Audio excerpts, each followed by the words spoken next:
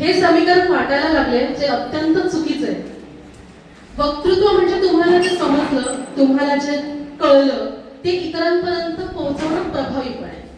आता झालं कसं, मुलांना स्पर्धांमध्ये उतरताना सर्वसामान्य पालकांनी त्यांच्याकडनं धडाधड पाठांतर करून घेतलं आणि मग एखादा शब्द राहिला की मुलं अडकली. वक्तृत्व हा असा मुळात विषयच नाही. जसं वक्तृत्व, निबंध, कल्पना विस्तार वगैरे हे जे सगळे विषय आहेत ते तुमची अभिव्यक्ती आहे. तुम्ही स्वतःला मांडायचंय, तुम्हाला काय कळलं ते मांडायचं.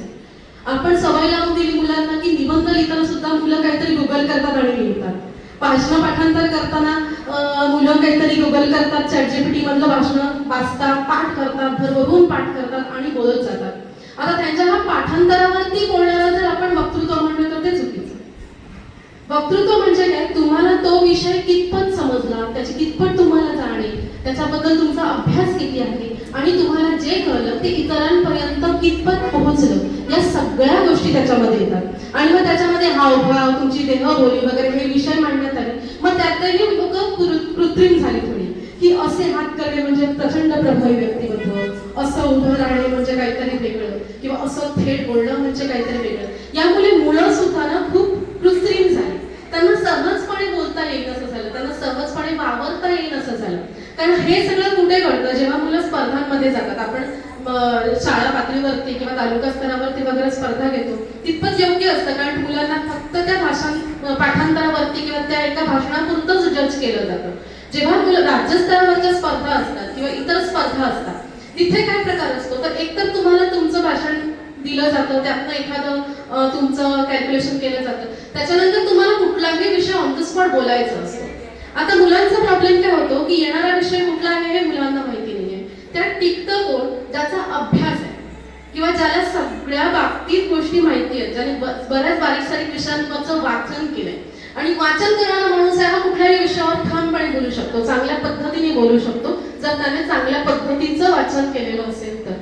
त्यामुळे आपण आपल्या मुलांना थोडंसं या कृत्रिमतेपासून लांब घेऊन जाऊया आणि त्यांच्यामध्ये ती सहजता बोलण्यात येण्यासाठी, त्यांच्यामध्ये ती काय म्हणतात त्याला, त्यांच्यातलं जे वक्तृत्व आहे ते खऱ्या अर्थाने फुलवण्यासाठी आपण त्यांना वाचनाकडे वळूया. हे सगळ्यात महत्त्वाची गोष्ट आहे. त्यामुळे पालकांना सुद्धा मी एवढं सांगेन आणि मुलांनाही एवढं सांगेन की तुम्ही भरभरून वाचा, वेगवेगळ्या प्रकारचं वाचा. असं म्हणतात की वाचनाने माणूस प्रचंड हे बनतो, म्हणजे स्ट्रॉंग वगैरे बनतो. पण तिथे ते पण आहे की तुम्ही नेमकं काय वाचताय, आपण काय वाचतो ते पण फार महत्त्वाचं आहे. त्यामुळे सगळ्या बाजूंनी विचार करत, सगळ्या विषयांचा आढावा घेत आपल्याला वाचन करायचं आहे. आपल्या मुलांना भेटी देताना सुद्धा आपण पुस्तकं दिली पाहिजेत. वेगवेगळ्या प्रकारची पुस्तकं आहेत. आपल्याकडे डॉक्टर बाबासाहेब आंबेडकरांची विचारधारा घेऊन चाललेला आपला समाज आहे. त्यामुळे आपण ह्या गोष्टी प्रामुख्याने पाळल्या पाहिजे. आपल्या घरात भलेही जरी कपडे नसतील तरी चालतील, पण पुस्तकांची कपाटं असली पाहिजेत. मुलांसमोर ते दिसलं पाहिजे. म्हणजे आपण जेव्हा असं म्हणतो की मुलं वाचनाकडे वळत नाहीयेत, आजकाल फोनकडे वळली आहेत, त्यांच्या कधी वाचताना कोण दिसत नाही, नुसतं आपल्या फोनवर बसतात, ती फॉलो करतात पालकांना.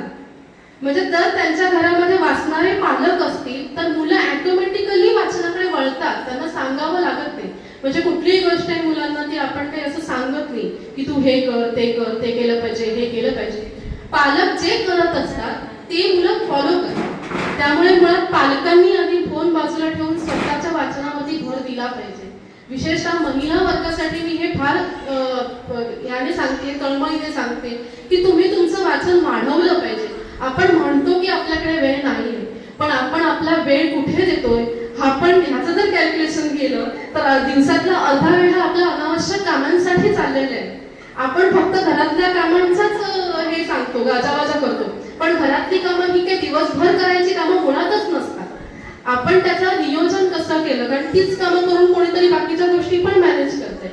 त्यामुळे जर तुम्ही तुमच्या वेळेचा प्रॉपर नियोजन केलं आणि जर त्यातला वेळ स्वतःला वाचवण्यासाठी दिला तर त्याचा उत्तम फायदा तुमच्यासोबत तुमच्या मुलांनाही होणार आहे आणि अर्थातच कुटुंबाला होणार आहे.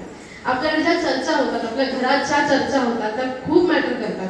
तुम्ही कोणत्या विषयावरती घरामध्ये बोलता हे पण खूप मॅटर होतं. तुम्ही मुलांसोबत कुठलं बोलताय, ॲज ए कपल तुम्ही एकमेकांसोबत कुठले विषय डिस्कस करतात, ह्या सगळ्या गोष्टी खूप मॅटर करणाऱ्या असतात.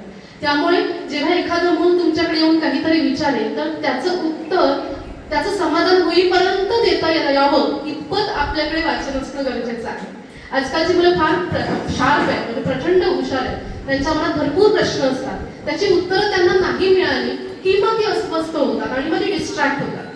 मुलं फोनकडे वळली म्हणजे काय झालं की त्याने नवीन शोधायचा प्रयत्न केला. तेच जर घरात त्यांना मिळतंय तर फार त्यांना रस वाटत नाही ह्या सगळ्या गोष्टींमध्ये. आपण बऱ्याच गोष्टी आहे ते नको, हे मला नको विचारू, हे काय विचारतोस काही पण, असं काहीतरी विचारतो. बाळ कसं जन्माला येतं, लहान पोरांचे तर भारीच प्रश्न असतात. बाळ कसं तयार झालं, कुठून आलं, त्याचं त्या वयानुसार उत्तर देता यायचं असेल तर तेवढं वाचन आपलं असायला पाहिजे की कोणत्या वयामध्ये आपण कोणतं उत्तर त्याला देणार आहोत. त्यामुळे या सगळ्या गोष्टींचा विचार करून आपण ह्या निमित्ताने मी एवढंच सांगू इच्छिते की तुम्हाला सगळ्यांनाच सांगू इच्छिते की वाचनाकडे जास्तीत जास्त आपल्या कुटुंबाचा भर असला पाहिजे, नाही फक्त एक मुलांचा, संपूर्ण कुटुंबाचा. तरच आपण खऱ्या अर्थाने आंबेडकरी विचारधारा आहे ती सर्वत्र पसरवण्यासाठी थोडाफार का होईना हातभार लावू शकतो. त्यामुळे पुन्हा एकदा सगळे जे स्पर्धक होते त्या सगळ्या स्पर्धकांना खूप साऱ्या शुभेच्छा. त्यांनी खूप छान पद्धतीने इथे मांडणी केली, त्यांच्या वयानुसार खूप छान तुम्ही बोललात. अगदी पाठांतर जरी केला तरी ते खूप छान होतं. मला एक कोणतरी मुलगा होता, मला वाटतं सेकंड याच्यामध्ये, आयुष होता का, आयुष सावंत, पहिलाच कोण बोलला, आयुष सावंत बोलला. आयुष सावंत कुठे? तर मला वाटतं आयुष तू पाठांतर नव्हता केलेलंस, हो? आयुषने जे त्याला जमलं ते तो बोलला असं मला जाणवलं की त्याचं भलेही तो इतका स्ट्रॉंग कंटेंट नव्हता पण तो जे होता ते बोलत सुटलेला. ऍक्च्युली अपेक्षित काय असतं आयुष, हे अपेक्षित असतं, पण तिथे ज्ञानाचा अभाव असला की मग ते वक्तृत्व फेल ठरतं अशा वेळी. म्हणजे तिथे तुमची सहजता पण हवी आणि तुमचा कंटेंट आहे तेवढा स्ट्रॉंग हवा.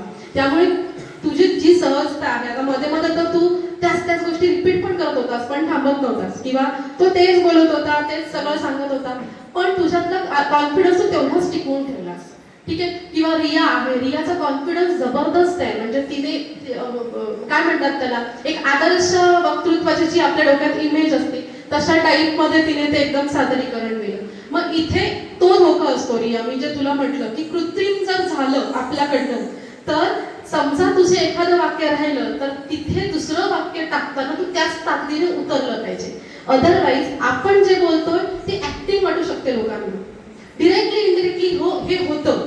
म्हणजे जेव्हा तुम्ही अशा पद्धतीने सादरीकरण करता तेव्हा हा एक ड्रॉबॅक असतो की समजा काहीतरी झालं आणि नाहीच पुढचं आपल्याला आलं तर तुला दुसरं ऍड करताना त्याच स्टाईलमध्ये उतरावं लागेल. त्यामुळे ते जपण्यासाठी तू प्रयत्न कर आणि तेवढाच अभ्यास कर त्याच्यावरती. आणि बाकी छोट्या मुलांमध्ये पण खूप छान मुलं बोलली. पहिलीतली आपली एकच होती, तिचं खूप कौतुक की तिने एकटीनेच सादर केलंय. किती वर्ष, कितीला आहे, चौथीला आहे. त्या एका गटातनं एकच होतं, ती होती. त्यामुळे अजून जास्त प्रमाणात मुलांनी आपल्या ऍड व्हायला पाहिजे. मला असं वाटतं महिलांसाठी पण अशी एखादी स्पर्धा ठेवावी. याचं कारण असं की बायका फार बोलतात असं म्हणतात, तर ते योग्य ठिकाणी बोलल्या तर त्याचं कौतुक होईल घरातल्या कटकटीपेक्षा. त्यामुळे त्याच्यावरती सुद्धा काम करूया आपण की महिलांनी पण यामध्ये उतरलं पाहिजे. जर तुम्ही बोलणार असाल तर ऑफकोर्स तुम्हाला अभ्यास करावा लागेल. अभ्यास करावा लागणार तर अर्थात तुम्ही वाचनाकडे वळाल. त्यामुळे पाककलेपेक्षा आपण अशा पद्धतीच्या स्पर्धा घेणं फार गरजेचं आहे. म्हणजे पाककला पैठण्या असं इतकं ते रिपीटेड होतं की दिवसाढवळ्या आम्ही दिवस रात्र किचनमध्येच अडकलोय आणि तुम्हाला तरीही पाककलाच आमची जज करायची आहे. म्हणजे दुसऱ्या दिवशी काय भाजी बनवायची हेच डोक्यात आपलं दिवसभर असतं. त्यामुळे ह्याच्या पलीकडे जाऊन थोडासा विचार करूया, थोडे वेगळ्या पद्धतीचे आपण कार्यक्रम राबवूया. तुमचे वेळोवेळी मी उपक्रम पाहत असते, परागदादा आहे किंवा स्वप्नील आहे, तुम्ही सगळे ज्या पद्धतीने उपक्रम इथे राबवले जातात ते खरंच कौतुकास्पद असतात. माझ्या बाजूने तुम्हाला काहीही मदत माझी लागणार असेल तर मी कायम तुमच्या सोबत आहे. आणि इथे इन्व्हाइट केल्याबद्दल पुन्हा एकदा थँक्यू सो मच. मी आता निकाल दाखल करण्यासाठी मीच करायचं का?